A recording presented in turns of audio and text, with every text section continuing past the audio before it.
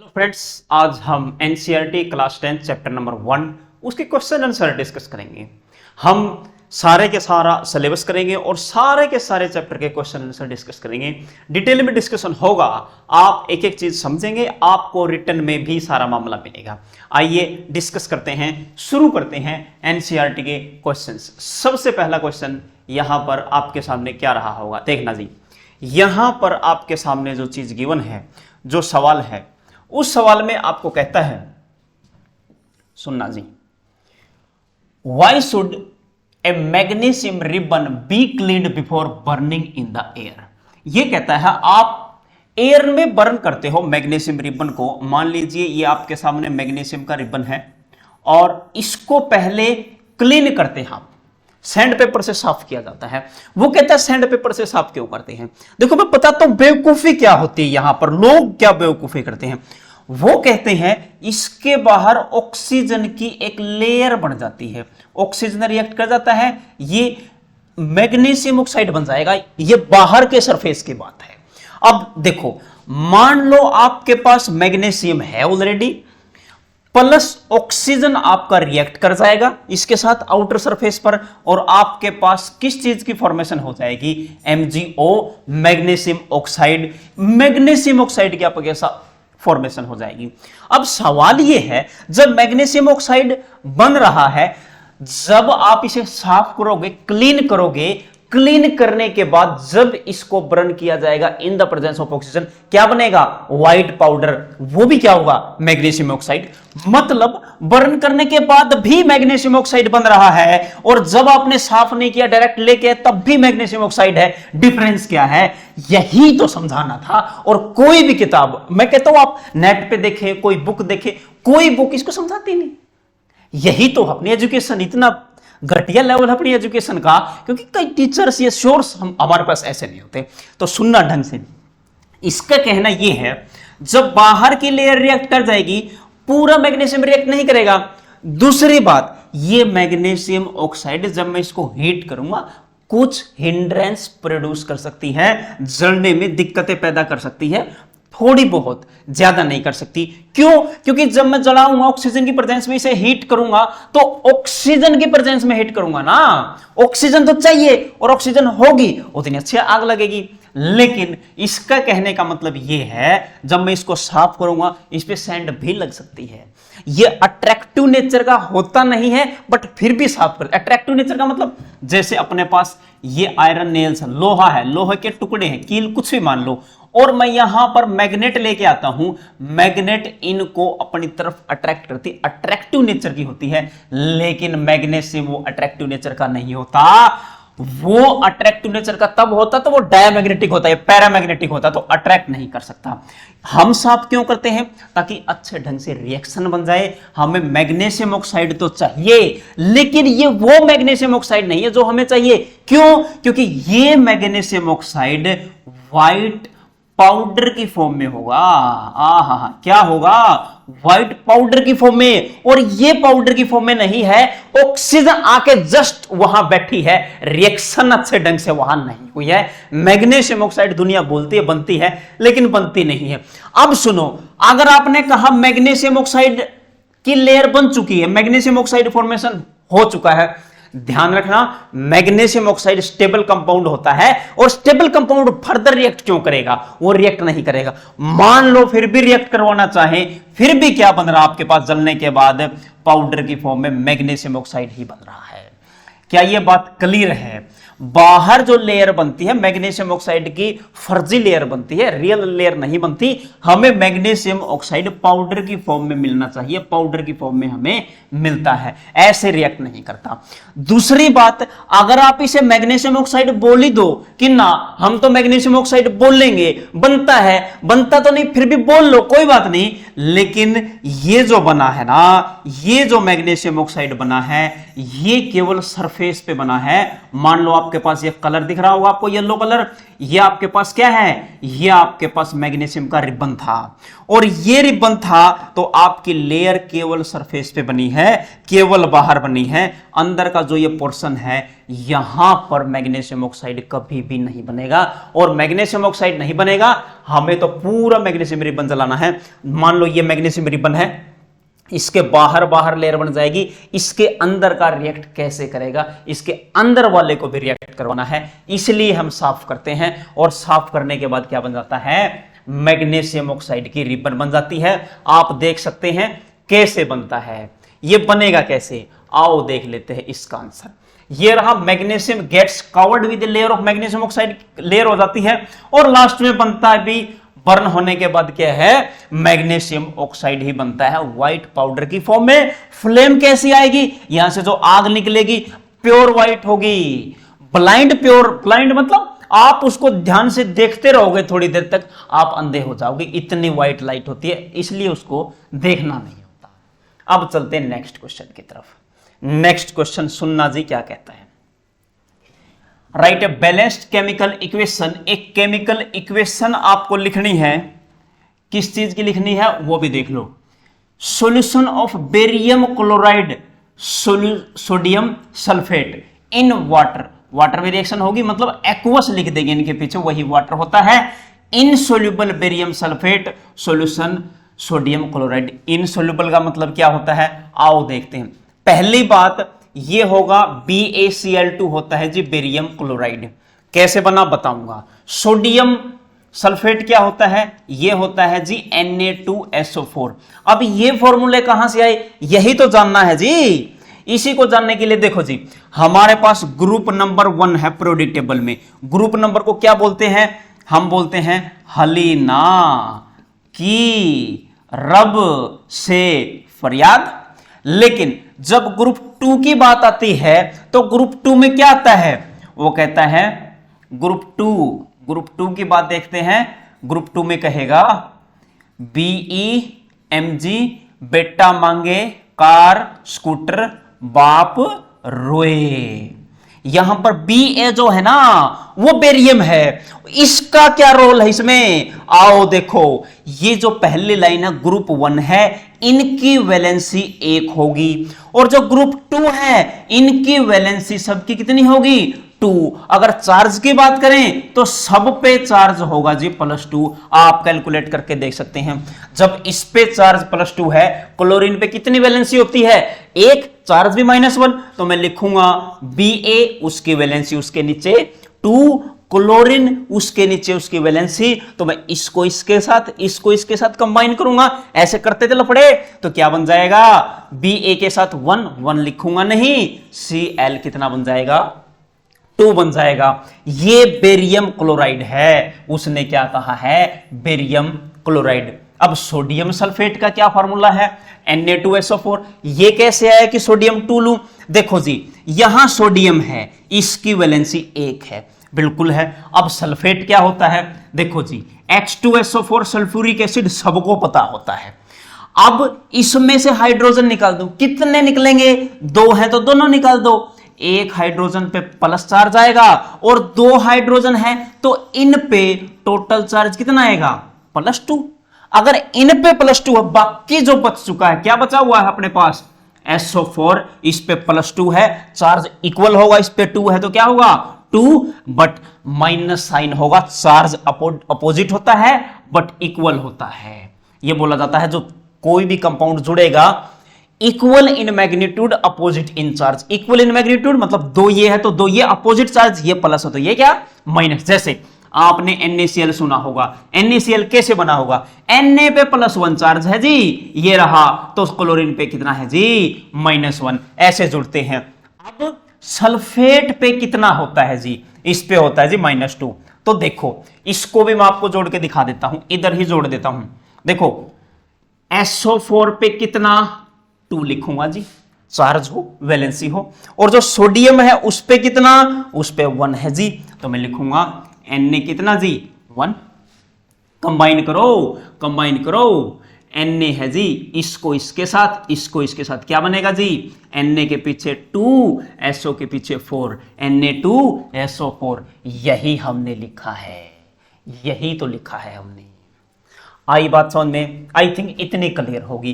Product बना है क्या, बेरियम सल्फेट और सोडियम क्लोराइड। सोडियम क्लोराइड तो सबको पता है क्या बनता है, NaCl को सोडियम क्लोराइड बोलते हैं, प्लस बेरियम सल्फेट। बेरियम देखो जी कैसे बनाऊंगा, देखो Ba की वैलेंसी कितनी जी 2, सल्फेट की कितनी जी 2, 2 से 2 कट जाएगा, कैसे कटेगा, आओ इसको साफ करके इधर मैं बताता हूं कैसे काट दोगे आप। देखो बेरियम सल्फेट वेरी इजी, यहां लिखूंगा Ba, उसकी वैलेंसी है जी 2 और सल्फेट है जी SO4 -2, इस पे भी नीचे क्या लिखूंगा 2, क्या ये कट रहे हैं, काट दो, 2 1 जा 2, 2 1 कम 2, Ba के साथ 1, SO4 के साथ भी 1, यहां से क्या बन गया जी, Ba के साथ लगाऊंगा 1, SO4 के साथ क्या होगा 1, कुछ नहीं, तो यहां से बन जाएगा NaCl प्लस BaSO4, ये बन जाता है मामला। ठीक है, अब मैं रिप्रेजेंटेशन बता दूं इसकी, खास फर्क नहीं पड़ता रिप्रेजेंटेशन का, बट पता हो आपको रिप्रेजेंटेशन देखो क्या होती है रिप्रेजेंटेशन। अब आपको रिएक्शन का पता लग चुका है कि उत्तर क्या आया है, उत्तर आप निकाल चुके हैं यहां से लफड़े करके। अगर आपको फिर भी समझ में ना आए तो कमेंट कर सकते हैं, मैं फिर से समझा दूंगा, कोई समस्या नहीं है, पूरा डिस्कशन करेंगे डिटेल में, टेंशन ही ना लो, दिक्कत आए पूछते रहना। देखो जी एक रिएक्शन है जी BaCl2 प्लस, उसमें क्या डाला है जी Na2SO4, क्या बना है जी, ये बना है जी BaSO4 प्लस दूसरा क्या बना है जी NaCl। आपको दिख रहा होगा मैंने गैप छोड़ा है, गैप क्यों छोड़ा है, रिप्रेजेंट करने के लिए, कुछ तो रिप्रेजेंटेशन है। देखो जी उसने कहा बेरियम क्लोराइड BaCl2 ये रहा, सोडियम सल्फेट ये रहा, इन वाटर में डिजोल्व किए हैं, वाटर में डिजोल्व करते हैं तो उन्हें एक्वस कहते हैं, क्या कहते हैं एक्वस। तो इसके पीछे ए क्यू लिखूंगा और इसके पीछे भी ए क्यू मतलब एक्वस लिखूंगा। अब इसने कहा insoluble barium sulphate, barium sulphate क्या होता है जी इनसोल्यूबल, इनसोल्यूबल का मतलब है यहां पर प्रेसिपिटेशन रिएक्शन होगी, क्या होगी प्रेसिपिटेशन रिएक्शन।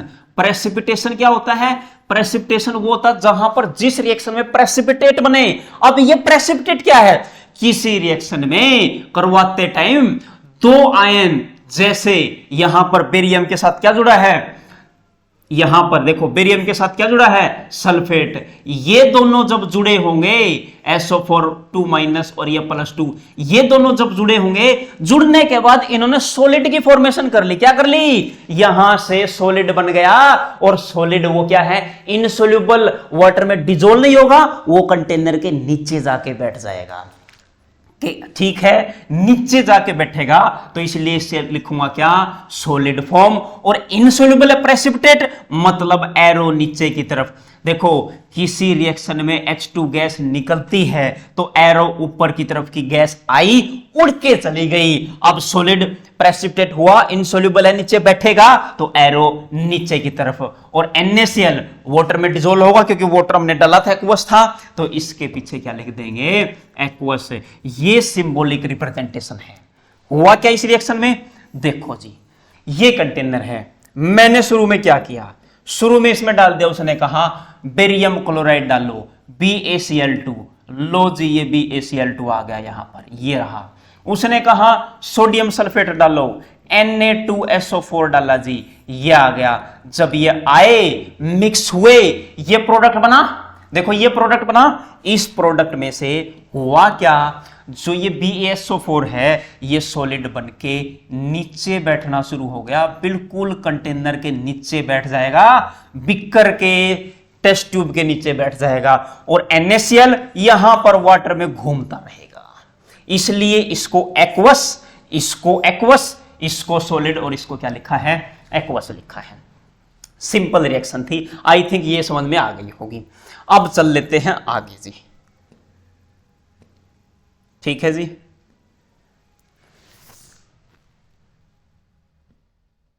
अब कर देते हैं इसका सफाया। अब सेकंड पॉइंट में क्या कहता है वो डिस्कस करेंगे, डिटेल में डिस्कस करेंगे जी, टेंशन ना लो। अगर आपको लग रहा है कि टाइम ज्यादा लग रहा है, पहले आराम से देख के उसके बाद 2x पे 1.5x पे देख लेना, नो प्रॉब्लम, कोई समस्या नहीं है। एग्जाम टाइम भी आएगा तब भी हम आपसे मिलेंगे, टेंशन ना लो। सेकंड पॉइंट में क्या कहता है, sodium hydroxide solution in water, इसका तो पता ही है, NaOH सोडियम हाइड्रोक्साइड, बेस बोलते हैं एक्वस लिख दूंगा क्योंकि वाटर में कहा है रिएक्ट करता किसके साथ, hydrochloric acid HCl in water, फिर इससे क्या लिख दूंगा एक्वस, क्या बनेगा सोडियम क्लोराइड बनेगा, NaCl प्लस क्या बन जाएगा H2O बन जाएगा। ये मामला बनता है इसमें। देखो जी, अगर आपको ये सॉलिड फॉर्म में चाहिए तो वाटर को पूरे के पूरे वाटर को वेपराइज करवाना पड़ेगा, पहली बात ये ध्यान रखनी है। दूसरी बात, आपको नहीं जी मुझे तो वाटर लिक्विड की फॉर्म में चाहिए, मैं एक्स्ट्रा हीट नहीं दूंगा, गर्म नहीं करूंगा रिएक्शन होने के बाद, तो क्या बनेगा, तो फिर लिखोगे NaCl के पीछे तो एक्वस लिखना पड़ेगा आपको, H2O क्या बन जाएगा लिक्विड की फॉर्म में बन जाएगा। ये दोनों रिएक्शन सही हैं जी, कोई समस्या नहीं है। ये फर्स्ट पॉइंट और सेकंड पॉइंट आई थिंक आपको समझ में आ गया होगा। आप यहां से छाप सकते हैं, वीडियो को पॉज कर करके एक एक बात लिख सकते हैं क्या क्या बोला है, और नहीं समझ में आ रहा ये चीज तो आप क्या करें, आप डायरेक्ट उत्तर लिखे यहां से। तो देखो यहां एक्वस एक्वस दिख रहा होगा आपको, दिख रहा होगा एक्वस एक्वस सॉलिड एक्वस, और यहां एक्वस एक्वस एक्वस और लिक्विड दिख रहा होगा आपको। इस सॉलिड को आप नीचे एरो भी लगा सकते हो, ठीक है जी। एरो कैसे, देखो अभी लगाई थी जो हमने, उसी एरो की बात कर रहे हैं। ये एरो नीचे की तरफ जाएगी ऐसे, मतलब प्रेसिपिटेट बना है और नीचे बैठ चुका है। ये था जी नेक्स्ट क्वेश्चन आपका। अब चलते हैं आगे। ये कहता है जी, पेज नंबर 10 की बात है, एनसीईआरटी जो ओल्ड बुक है, पुरानी किताब है, उसके हिसाब से जो पेज नंबर 10 है उस पे यह चर्चा की गई है। उसके टेक्स्ट क्वेश्चन है, एक सॉल्यूशन है सबस्टांस का और उस सबस्टांस को X बोला है, used for white washing, name the substance X, right it's formula. White washing के लिए क्या यूज किया जाता है, वो यूज करते हैं जी कैल्शियम ऑक्साइड, और इसको रिएक्शन करवा देते हैं किसके साथ, वाटर के साथ।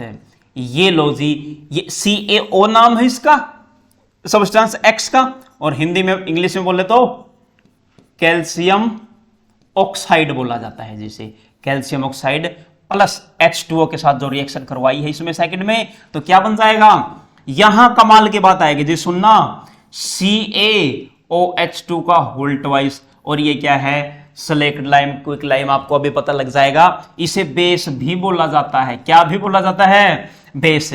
अब ये होता है दीवार पे, क्या होता है दीवार पे, और दीवार पे ये व्हाइट वॉशिंग करवाओगे, पेंटिंग करवाओगे, तो कुछ टाइम के बाद इस चीज को नहीं बताती दुनिया, ध्यान रखना, ये दीवार पे चिपका हुआ है CaOH2, और कुछ टाइम के बाद जो एनवायरनमेंट में थोड़ी बहुत कार्बन डाइऑक्साइड है उसके साथ रिएक्शन करेगा, और रिएक्शन करके क्या बना देगा, CaCO3 प्लस H2O, क्या बना देगा, कैल्शियम कार्बोनेट बनाता है। यह कब बनेगा, ये बनने के बाद, व्हाइट वॉशिंग आपने करवा दी, इससे करवा दी है, और 3-4 दिन के बाद, आफ्टर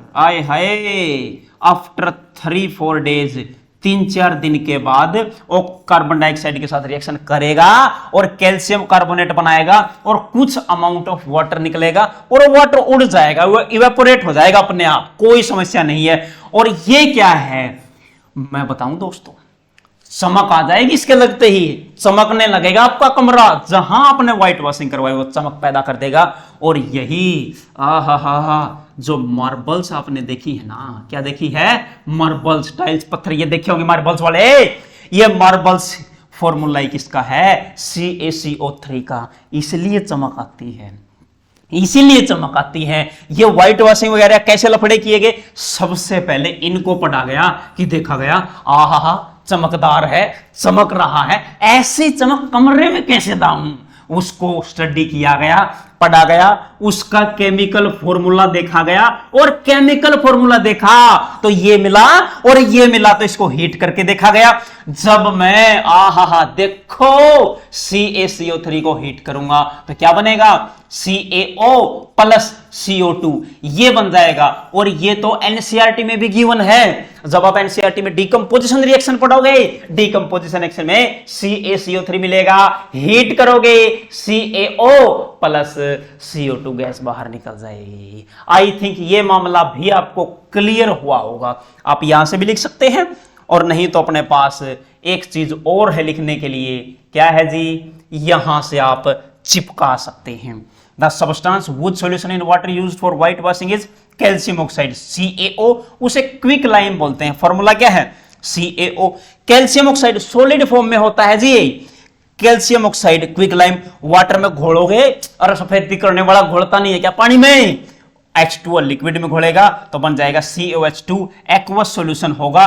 कैल्शियम हाइड्रोक्साइड और स्लेक्ड लाइम बोलते हैं, क्या बोलते हैं, स्लेक्ड लाइम।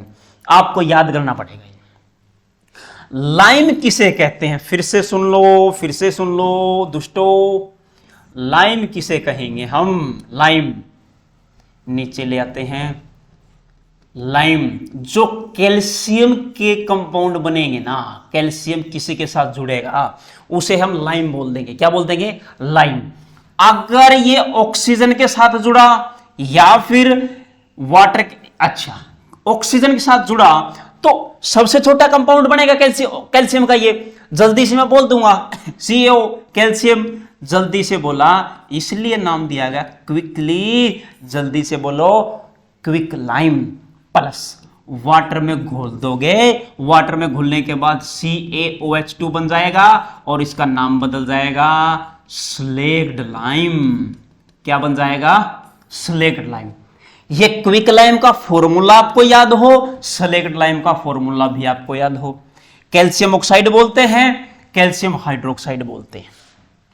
ये बेसिक इन नेचर होता है, मेटल का ऑक्साइड है, ये बेस होता है। क्या होता है, ये बेसिक इन नेचर, ये खुद बेस होता है।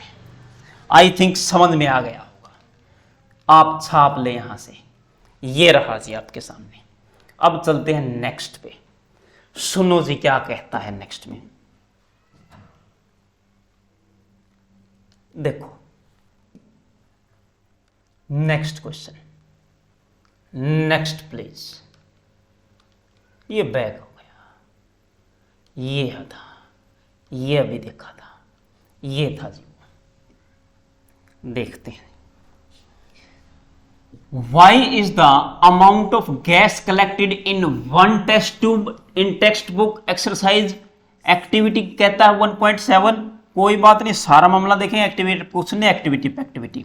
एक्टिविटी 1.7 क्या थी, कहता है electrolysis of water double the amount collected in the other, name the gas. Gas का नाम पूछा है और ये सवाल भी पूछा गया है CBSE बोर्ड में, कब, 2015। यहीं से आएंगे रे सवाल सारे, वो भी सवाल करूंगा प्रीवियस ईयर भी, टेंशन नहीं मतलब।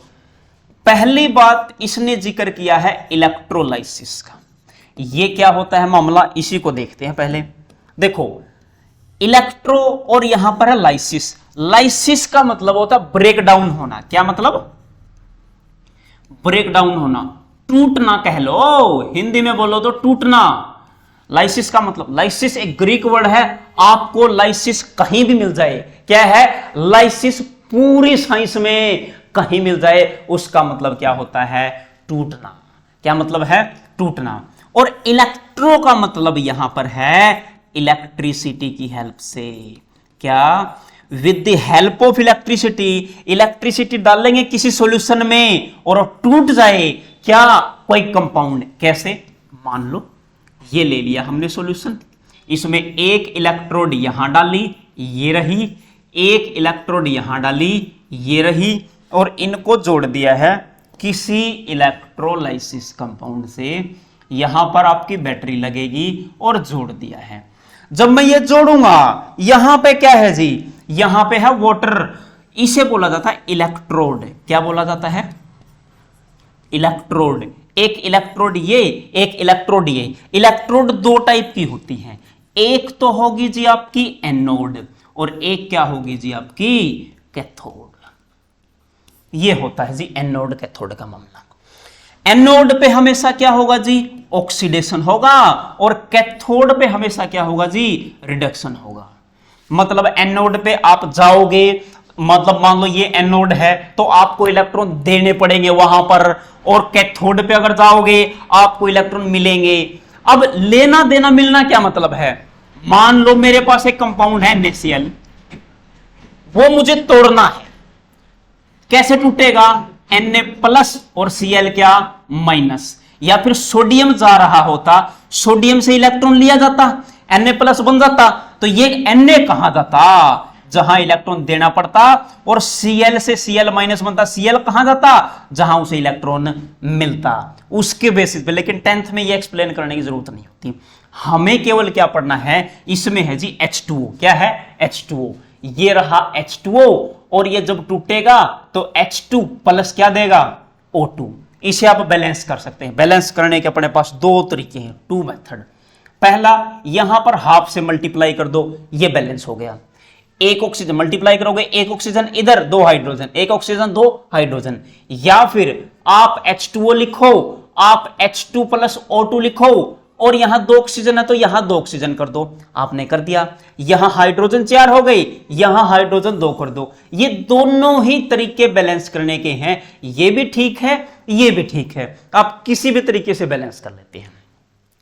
अब मोस्ट ऑफ द बुक्स ये प्रेफर करती, तो हमने भी ये उत्तर बनाया है। उत्तर दोनों ठीक है, हमने जो लिखा है वो ये लिखा है।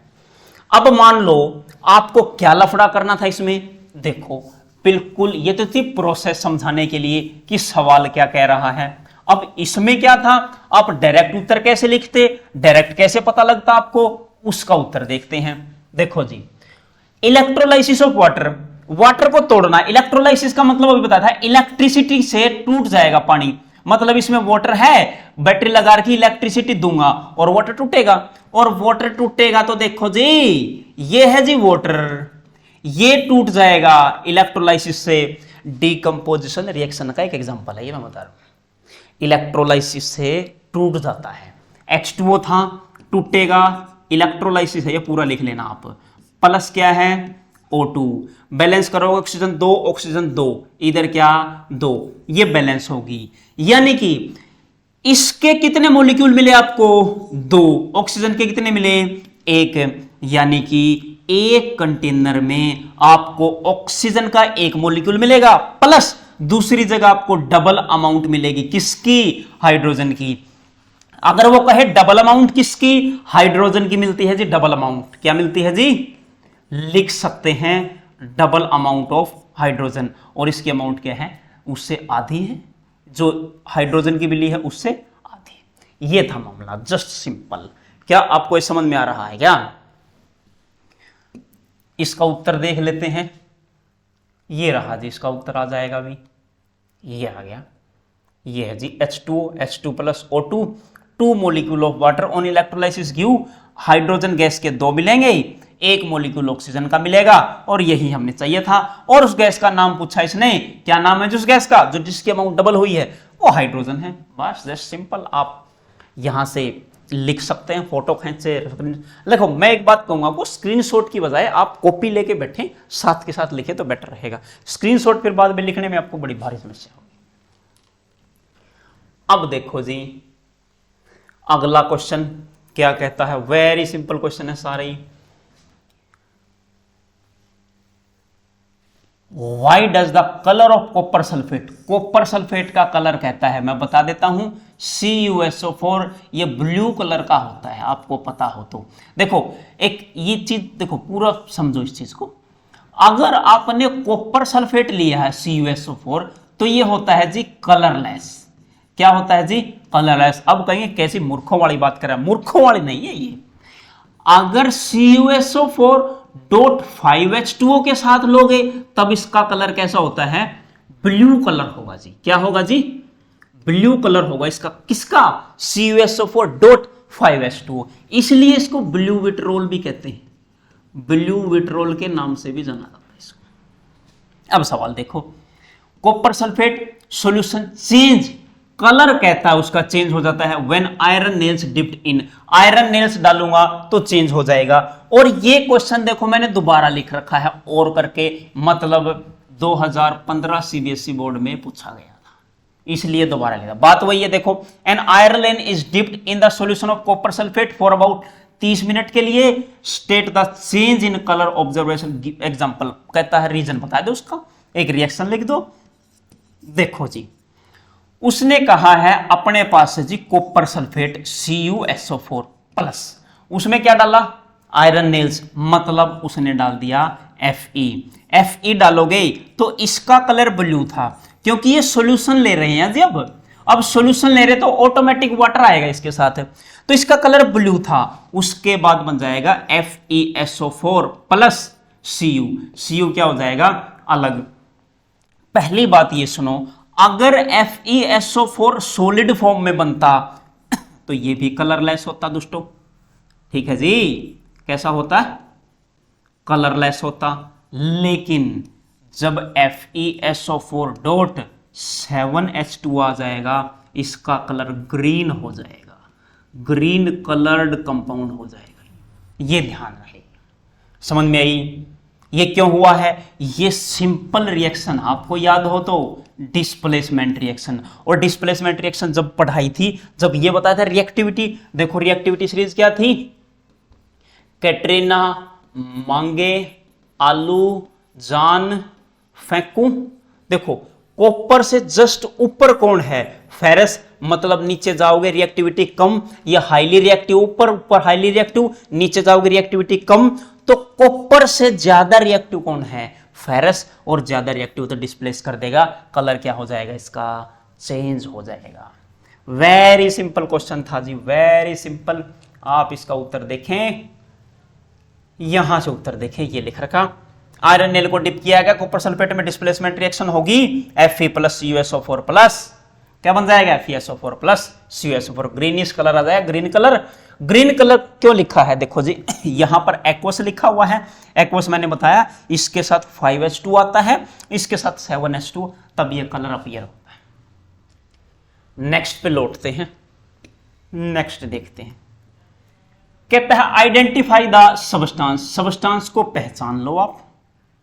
ऑक्सीडाइज सब्सटेंस, ये तो वेरी सिंपल है, किसका तो क्या बताना। सोडियम इसके साथ रिएक्शन करेगा, सोडियम का क्या हो गया ऑक्सीडेशन हो गया। कॉपर के साथ ऑक्सीजन थी, कॉपर का क्या हो गया रिडक्शन हो गया।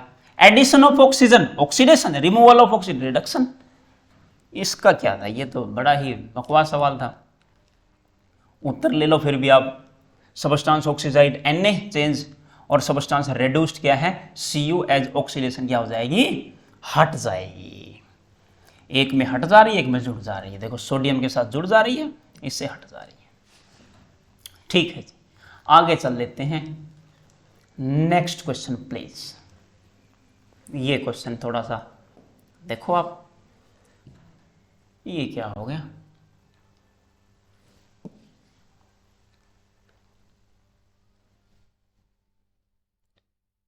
ये तो अभी देखा था। नेक्स्ट, एक मच्छर भी बैठ जाए इतना सेंसिटिव, आगे स्लाइड है, स्लाइड आगे पीछे, मच्छर से भी जुदा। देखो कोई बात नहीं, स्टेटमेंट बतानी है रिएक्शन की, इनकरेक्ट क्या है, PbO plus C, Pb plus CO2 बन जाएगा। ये रिएक्शन कैसी है ये आपको बताना है। लेड गेटिंग रिड्यूस, क्या लेड का रिडक्शन हुआ है? बिल्कुल हुआ है लेड का रिडक्शन। क्यों हुआ है? देखो रिडक्शन का मतलब क्या होता है जी, या तो एडिशन ऑफ हाइड्रोजन होता, या तो हाइड्रोजन जुड़ जाता, या फिर रिमूवल ऑफ क्या होता ऑक्सीजन, या ऑक्सीजन रिमूव हो जाता हट जाता। और यहां पर ऑक्सीजन था रिमूव हुआ तो क्या हुआ लेड का क्या हुआ रिडक्शन हुआ। ये बात ठीक है। आगे carbon dioxide is getting oxidized. देखो कार्बन से कार्बन डाइऑक्साइड बन गई, और कार्बन से कार्बन डाइऑक्साइड बनी है तो ये ऑक्सीडाइज्ड हुई है, मतलब देखो C+O2 क्या बना है CO2, ऑक्सीजन जुड़ा है, ऑक्सीजन जुड़ा है तो क्या हुआ ऑक्सीडेशन, तो ये क्या हुआ ऑक्सीडाइज्ड। ये भी ठीक है। Carbon is getting oxidized, carbon oxidize नहीं होता दोस्तों, lead oxide is getting, lead oxide ये ऑक्सीडाइज थोड़ी हुआ, इसका तो ऑक्सीजन भागा है लेके, किसको लेके, कार्बन को लेके भागा है, तो पीबी क्या हुआ अकेला, तो इसका क्या हुआ है रिडक्शन। ये भी नहीं, एक और दो ठीक है, ए और B, option A is the correct answer. आप यहां देख सकते हैं इसका, देखिए यहां पर पहला ठीक है, ए और बी, वेरी सिंपल क्वेश्चन है। अब इसमें आ जाओ, ये भी बहुत आसान है। Fe2CO3 है, कलर चेंज कर लेता हूं, ब्लू कलर ले लेता हूं, पिंक ले लेता हूं। Fe2CO3 एल्यूमिनियम डाला है, Al2CO3 Fe होगा। कैसी रिएक्शन है, देखो ऑक्सीजन तो ऑक्सीजन की जगह है, ये रही, इसकी जगह किसने ले ली, एल्यूमिनियम ने, एल्यूमिनियम ने ली है, तो रिएक्शन कैसी है, डिस्प्लेसमेंट। क्या कोई डिस्प्लेसमेंट है, ये रहा डिस्प्लेसमेंट। कॉम्बिनेशन, क्या जुड़े हैं, क्या दो रिएक्टेंट जुड़ के एक प्रोडक्ट बना है, नहीं बना, गलत। अब डबल डिस्प्ले, दो डिस्प्लेस हुए हैं क्या नहीं, एक ही डिस्प्लेस हुआ है, गलत। अब डिकम्पोज, डिकम्पोज मतलब टूट के एक रिएक्टेंट के दो प्रोडक्ट बने क्या, नहीं बने, ऑप्शन क्या है डी करेक्ट है। देखो अभी बताया था, कैटरीना मांगे आलू जान फेंकू, ये पूरी नहीं है लेकिन इससे काम चलता भाई, बीच में कुछ कुछ एलिमेंट आते लेकिन इससे जुगाड़ बैठेगा भयंकर वाला, देखना।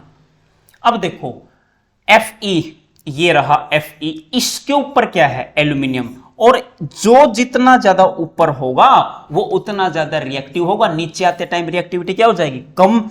तो फेरस को डिस्प्लेस कौन कर सकता है, एल्यूमिनियम। तो कैसी रिएक्शन है ये, डिस्प्लेसमेंट रिएक्शन है। वेरी इजी क्वेश्चन था, आगे चले क्या, डिस्प्लेसमेंट रिएक्शन। अगला, what happen when dilute, like comment जरूर करना है, आपको शेयर भी करना है। हाइड्रोक्लोरिक एसिड आयरन फिलिक्स में डालोगे तो क्या बनेगा, देखो रिएक्शन में बता देता हूं। HCl में जब Fe डालोगे तो क्या बन जाएगा, रिएक्शन होगी डिस्प्लेसमेंट रिएक्शन, डिस्प्लेसमेंट ये इसको डिस्प्लेस करेगा, बनेगा FeCl2 प्लस H2 गैस बाहर निकल जाएगी। बैलेंस करने के लिए हाइड्रोजन 2 है, इधर 2 लगा दो, क्लोरीन 2 है 2, Fe1, ये क्या होगी बैलेंस। तो क्या बना है, हाइड्रोजन गैस निकली है, यस बिल्कुल निकली है। आयरन क्लोराइड प्रोड्यूस हुआ है, yes iron chloride, ferrous chloride बोलो, आयरन क्लोराइड बोलो, वही बना है। क्लोरीन गैस नहीं बनेगी, नो रिएक्शन, रिएक्शन तो पक्का होगी। आयरन सोल्ट बनेगा, वाटर प्रोडक्ट नहीं, वाटर नहीं बनेगा। Option A is the correct answer.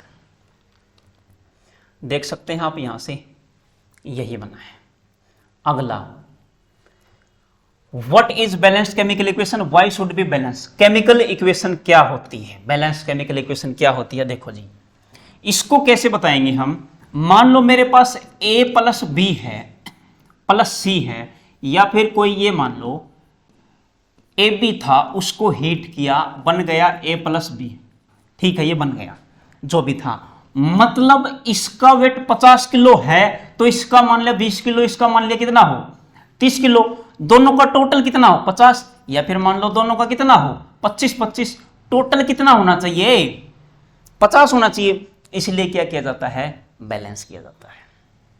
आई समझ में, बैलेंस क्यों, क्योंकि जितना मास था किसी भी रिएक्शन में प्रोडक्ट में बनते टाइम उतना ही मास बना। ये फॉलो होता है law of conservation of mass, आपने सुना होगा, मास टोटल है वो कंजर्व रहा है, जितना मास था उतना ही रहा है, ये बात थी, और कोई मामला नहीं इसमें।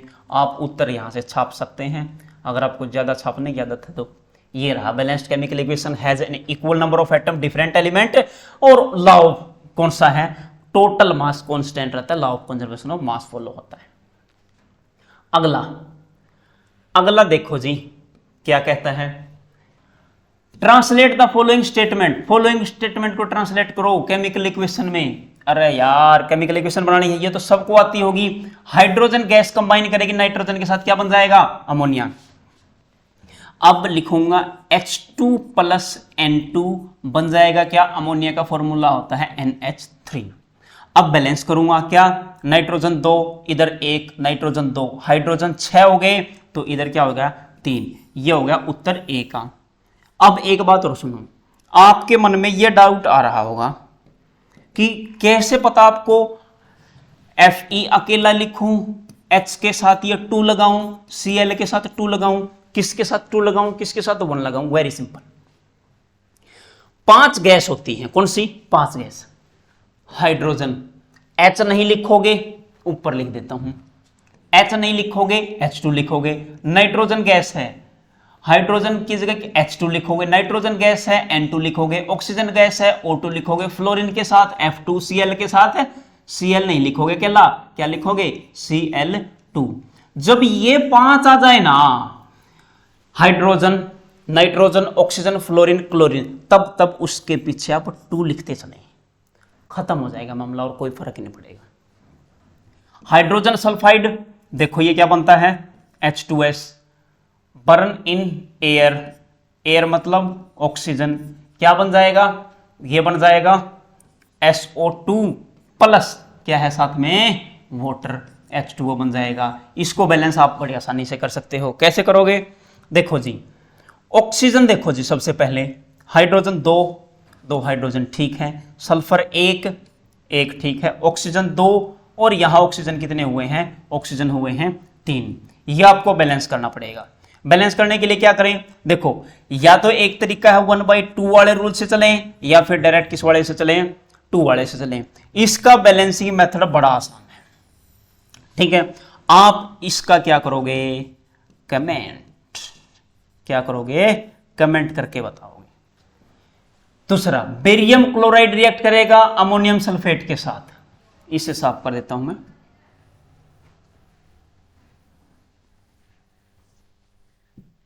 देखो जी, बेरियम क्लोराइड, ये तो शुरू में बनाया था, BaCl2 बनाना सिखाया था, कैसे बना था? प्लस अमोनियम सल्फेट, Al2SO4 का होल थ्राइस, ये होता अमोनियम सल्फेट। अब कहोगे कैसे बना? मरो इधर, कैसे बना? एल्यूमिनियम वैलेंसी 3, सल्फेट SO4, इस पे बताया था चार्ज कितना था? 2। इसको इसके साथ जोड़ो, इसको इसके साथ, Al के साथ कितना जोड़ो? 2, ये रहा।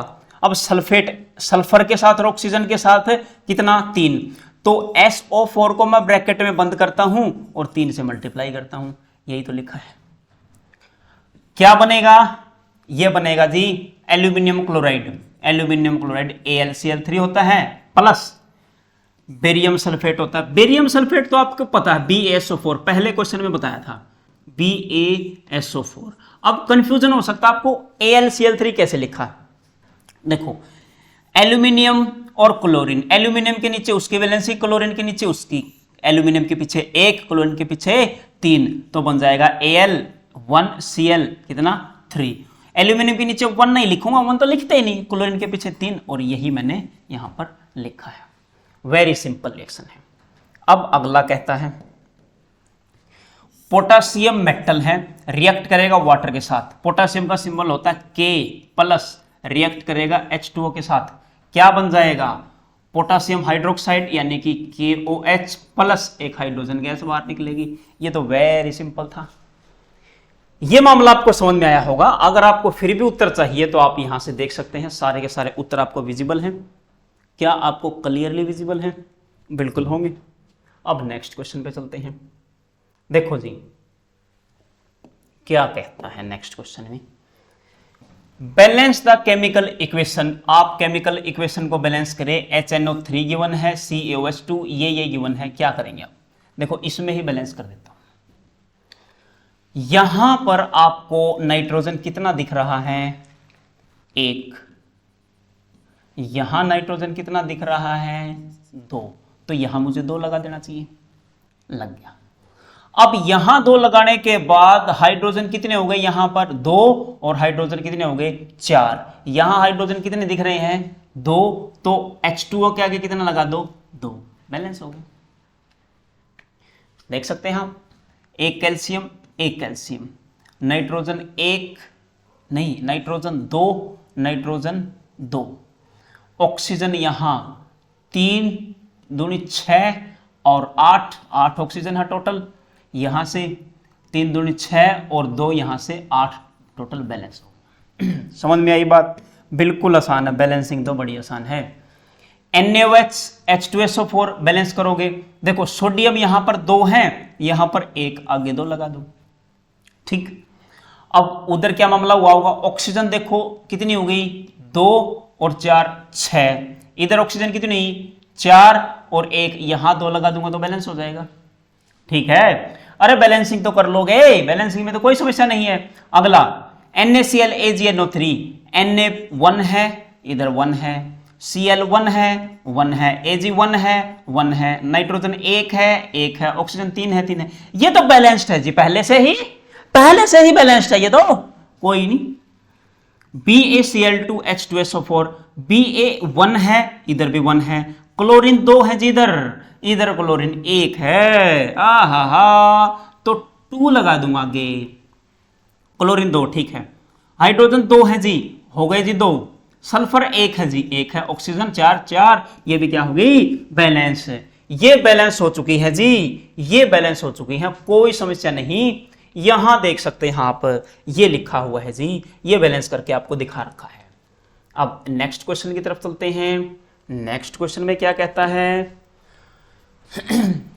केमिकल इक्वेशन आपको गिवन है, फॉलोइंग रिएक्शन लिखनी है आपको। सी फॉर्मूला पूछ रहा है, पहले में देखो क्या लिखोगे, इसमें कैल्शियम हाइड्रोक्साइड CaOH2 का होल ट्वाइस प्लस क्या है CO2।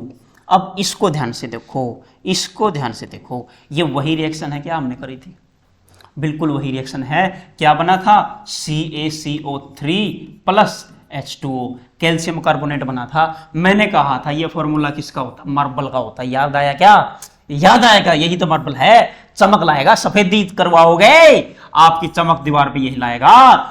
ठीक है, ये मामला बनेगा। बी, जिंक को सिल्वर नाइट्रेट, जिंक क्या होता है, फॉर्मूला लिखो, जिंक होता है Zn plus silver nitrate AgNO3 लिखेंगे, डिस्प्लेसमेंट रिएक्शन हो जाएगी क्या, ZnNO3 प्लस यहां पर क्या हो जाएगा Ag।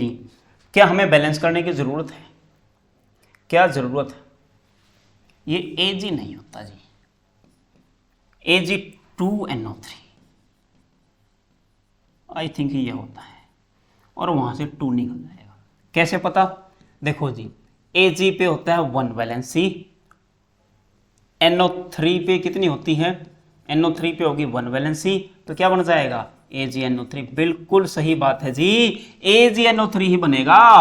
क्या बनेगा, AgNO3। अब जिंक के साथ कंबाइन करूंगा तो क्या मामला बनेगा, जिंक वाला दिखा देता हूं, जिंक वाला दिखा देता हूं आपको, दिखा दूं क्या, देखना चाहते हो आप जिंक का फॉर्मूला। यहां पर लिखा जिंक, कहां गया, जिंक नाइट्रेट, यहां पर लिखा NO3, इस पे 1 होता है, इस पे 2 होता है, इसके साथ 1 इसके साथ 2, ZnNO3 का होल ट्वाइस बना दो। आपको बनाने आने चाहिए जी, रट के नहीं बैठना है एक भी चीज, NO3 का होल ट्वाइस।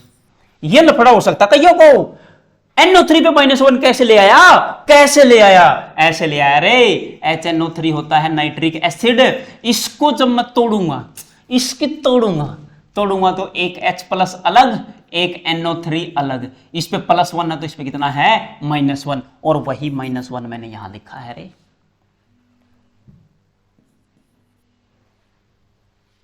अगला एल्यूमिनियम कॉपर क्लोराइड, इसकी रिएक्शन करवाते हैं, एल्यूमिनियम क्लोराइड और कॉपर कैसे होगा देखते हैं जी, ये साफ कर लेते हैं थोड़ा,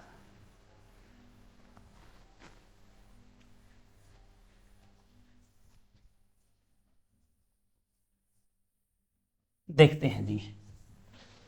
एल्यूमिनियम का, aluminium plus copper chloride COC, copper CuCl2 क्या बन जाएगा, AlCl3 प्लस Cu बन जाएगा।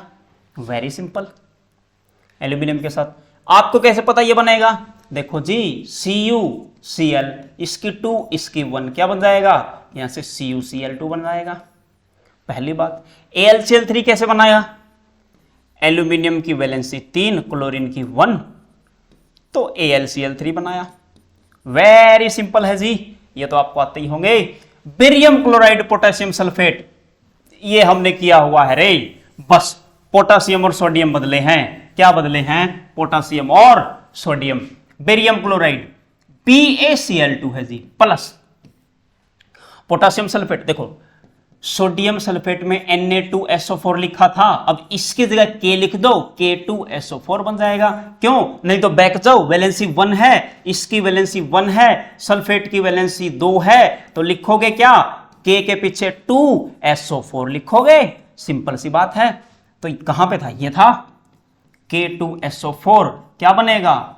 BaSO4 प्लस पोटासियम क्लोराइड होता है KCl। KCl कैसे? इसकी वैलेंसी 1, इसकी वैलेंसी 1 जोड़ दो, क्या बन गया? KCl बन गया, KCl बन गया।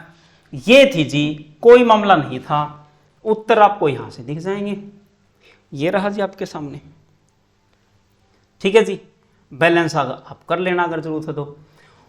वाई डज, देखो जी एक्सोथर्मिक और एंडोथर्मिक रिएक्शन क्या होती है? बहुत आसान है।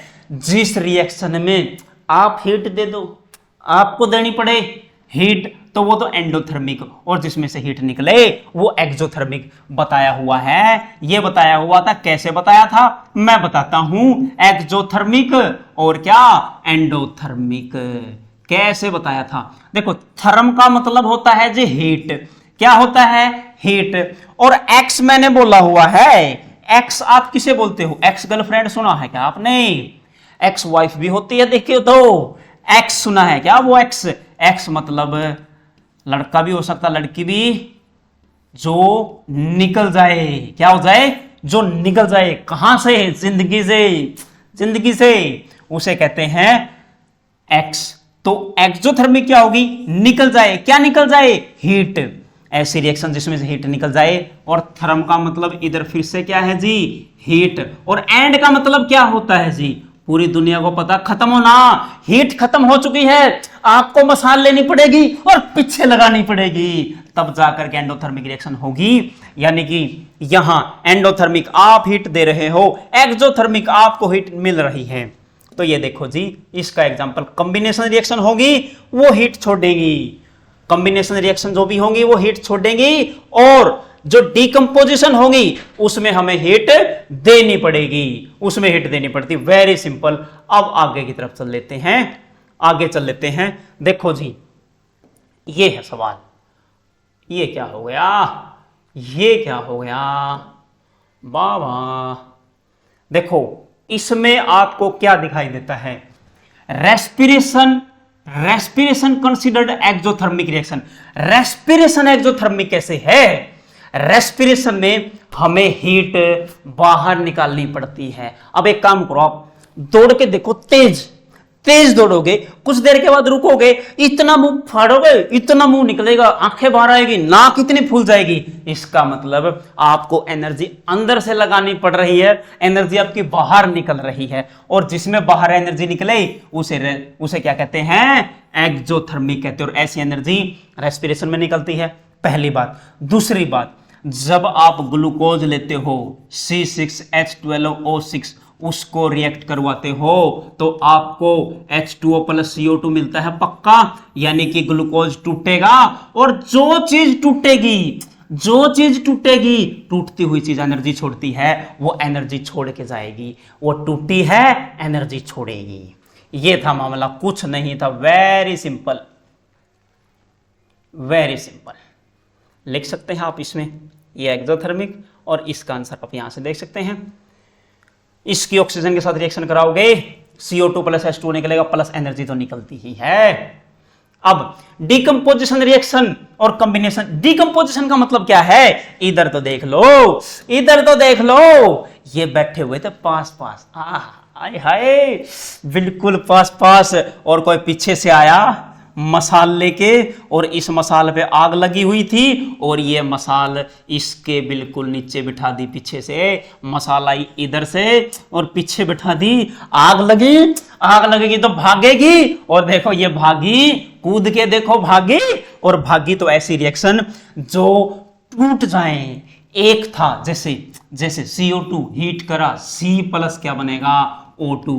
ये क्या है? डिकम्पोजिशन। और दूसरा क्या पूछा है? कॉम्बिनेशन। कॉम्बिनेशन में क्या होगा? जुड़ जाएंगे, ये जाएगा घर पे जाके सॉरी मांगेगा, फोन करेगा, बेटू जी ऐसा हो गया, बाबू जी ऐसा होगा, प्लीज, तोतला तोतला बोलेगा ये, और इसकी बात बन जाएगी, ये फिर से दोनों इकट्ठे हो जाएंगे शाम को। उसी को कहते हैं कॉम्बिनेशन रिएक्शन। अब देखो क्या मला है इसमें, क्या मामला है। इसका उत्तर ये रहा, आप देख सकते हो। H2O का इलेक्ट्रोलाइसिस किया, क्या बना? क्या बना? और इसमें क्या बना है? एक में H2O टूटा है, एक में H2O बना है। Very simple. Difference between displacement and double displacement. एक तो आपकी डिस्प्लेसमेंट है, एक डबल डिस्प्लेसमेंट। एक तो आप एक सबस्टेंस बदलो, जैसे CuSO4 में आपने डाल दिया जिंक, क्या बन जाएगा? ZnSO4 प्लस क्या बन जाएगा? Cu। कॉपर और जिंक ने आपस में जगह बदली है। एग्जांपल से देख लो, एक जगह बदलेगी तो इसे बोला जाता है डिस्प्लेसमेंट रिएक्शन, और इसी को सिंगल डिस्प्लेसमेंट बोलते। किसी को मत बताइयो, क्या बोलते हैं? Single displacement reaction. Displacement reaction के टाइप होते हैं सिंगल डिस्प्लेसमेंट और डबल डिस्प्लेसमेंट। अब देखो, इनका हुआ झगड़ा, इसने मारी एंट्री, कोई दिक्कत नहीं जी, आप चुपचाप रह जाओ। ये गया बाहर अपना हाथ रख के पिछवाड़े पे, और ये अब मस्ती कर रहे हैं। ये सिंगल डिस्प्लेसमेंट रिएक्शन है, सिंगल रिप्लेसमेंट। और डबल डिस्प्लेसमेंट क्या है? ये दो पिज्जा हट में गए खाना खाने, दो सखियां आई, आपस में बात करी, एक एक लेके उड़ गए, इसी को नाम दिया जाता है क्या? Double displacement. एग्जांपल यहां पे दे रखा है, क्या है? AgNO3 आपको दिख रहा होगा, प्लस उसमें कोई सोल्ट डालते हैं, जैसे NaCl डाल दो, जैसे KCl डाल दो, इसने KCl डाल दिया, कोई बात नहीं, क्या बन जाएगा? Ag और K जगह बदलेंगे। देखो इसके साथ Ag था, आज इसके साथ क्या जाएगा? K। क्या बन जाएगा? KNO3 प्लस यहां पर Ag के साथ क्या जाएगा? Cl। ये बन जाएगा AgCl। ये था जी मामला, ये था मामला। अब आगे चलते हैं, उत्तर आपको स्क्रीन पे दिख जाएगा। FeSO4 ये बना, और AgNO3 वाला ये एग्जांपल लफड़ा बना। आगे चल लेते हैं। प्रेसिपिटेशन रिएक्शन क्या होती हैं? देखो, प्रेसिपिटेशन रिएक्शन, कई रिएक्शन ऐसी होती हैं जिसमें दो लिक्विड हम डालते हैं, ए लिक्विड AB डाल दिया और CD डाल दिया, और एक इनमें से मान लिया AC बना, और वो सॉलिड की फॉर्म में नीचे जाके बैठ गया, और वो सोल्यूबल नहीं होगा। इनसोल्यूबल सॉलिड, जो हमने एग्जांपल लिया था किसका? BaCl2 का, एज इट इज ये है BaCl2 की जो फॉर्मेशन हुई थी, वो प्रेसिपिटेशन रिएक्शन है। उत्तर आपको स्क्रीन पे दिख रहा होगा। ये रिएक्शन FeCl2NH4 ये ले सकते हैं, ये सॉलिड की फॉर्म में नीचे आएगा, सॉलिड की फॉर्म में आएगा। अगला नेक्स्ट, एक्सप्लेन गेन और लॉस ऑफ कहते हैं। देखो इसको एक्सप्लेन कर देते हैं।